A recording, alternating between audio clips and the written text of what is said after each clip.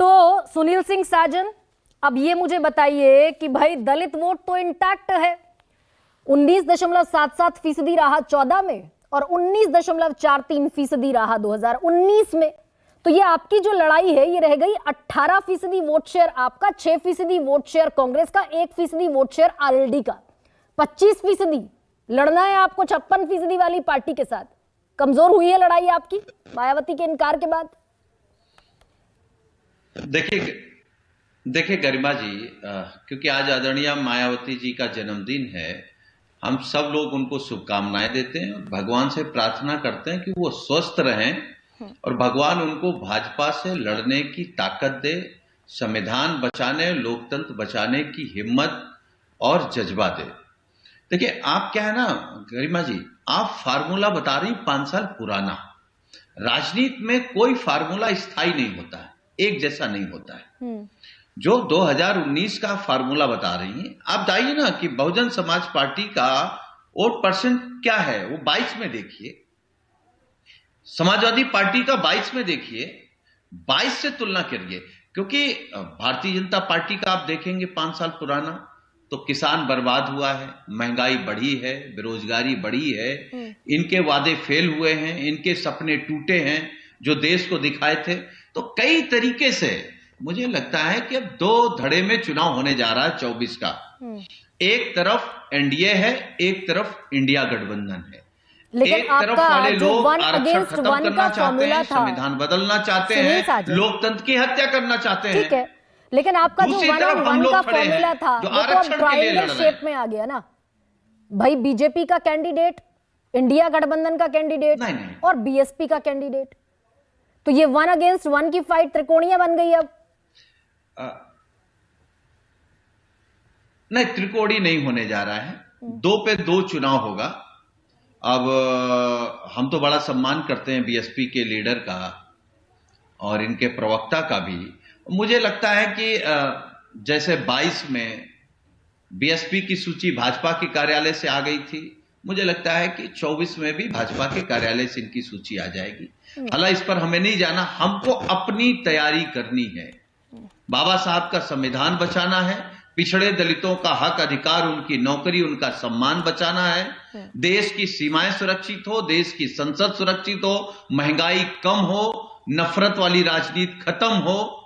लेकिन सुनील, आप ही मेरी डिबेट में ये मान चुके हैं कि अगर मायावती गठबंधन का हिस्सा बनती है, उत्तर प्रदेश में भाजपा को हराएगा। आप ही ने इस डिबेट में माना कि अगर मायावती गठबंधन का हिस्सा होती तो लड़ाई बेहतर होती। और 1993 की शक्ल याद कीजिए, यही राम मंदिर का प्रचंड वेग था, मिले मुलायम कांशीराम, हराया आपने बीजेपी को।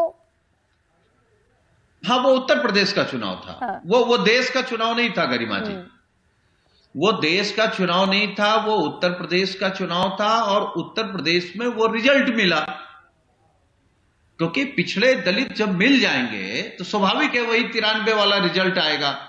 और अब तो समाजवादी पार्टी के नेता माननीय अखिलेश यादव जी ने कहा हमारा चुनाव निशान साइकिल है। एक साइकिल का पहिया लोहियावादी विचारधारा का है, एक अम्बेडकरवादी विचारधारा का है। हाँ। और डेवलपमेंट की तरफ हम जा रहे हैं, तो हम तो दोनों को मिला करके, भाई पीडीए का नारा समाजवादी पार्टी दे रही है। नहीं, वो पीडीए जिसमें आप दलित, जिसको दलित कहते हैं सुनील सिंह साजन, हक अधिकार के लिए लड़ रहे हैं। मायावती आ जाती तो ये लड़ाई बेहतर हो जाती क्या? तो क्यों नहीं आई? मना तो उन्होंने किया ना। वो आप क्या कांग्रेस की तरफ से या इंडिया गठबंधन की तरफ से कोई बयान गया था कि नहीं हम नहीं लेंगे बहन जी को?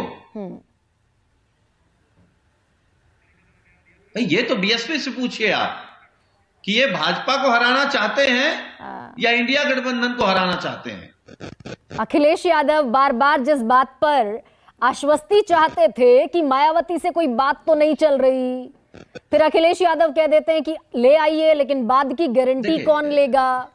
इस तरह के बयानों ने भी सुनील सिंह साजन असहज किया ना मायावती को।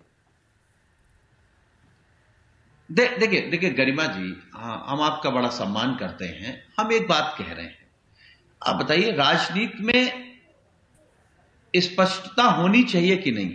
ये समाजवादी पार्टी के साथ स्पष्टता है। हम चुनाव जीते हारे, हमारा अच्छा वक्त हो बुरा वक्त हो, हम भाजपा के साथ नहीं खड़े होंगे। ना भाजपा की सरकार बनाने के लिए, ना खुद की सरकार बनाने के लिए भाजपा की मदद लेंगे। मैं आशीर्वाद हम तो देता साफ हूँ। हैं। वो मैं पूछ वो लूंगा। स्पष्टवादिता तो नहीं, पूरे नहीं, देश ने देखी कौन थी स्पष्ट समाजवादी नहीं है? पार्टी के पूर्व कौन दो अध्यक्ष जी तरफ की। चल रहा धर्मेंद्र है? चौधरी, मैं बड़ी ये तो देश की जनता जान सम्मान रही से गुजारिश है होगी, मेरी देश कि का बीच में दलित भी बोलने जान रहा का है, मिजाज देश का इस पिछड़ा कार्यक्रम भी का जान है। रहा है।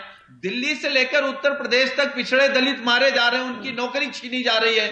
उनके हक अधिकार के लिए कौन लड़ रहा है? समाजवादी पार्टी लड़ रही, ठीक है, माननीय तो यहाँ अखिलेश पर यादव ये जी लड़ जो रहे हैं। बिल्कुल ठीक है तो वो तो सुनील सिंह स्वाभाविक साजन, है, तो जो लड़ेगा वो दलितों की जीतेगा। पैरोकारी कौन कर रहा है, ये लड़ाई यहां सिमट गई क्या? ऐसे में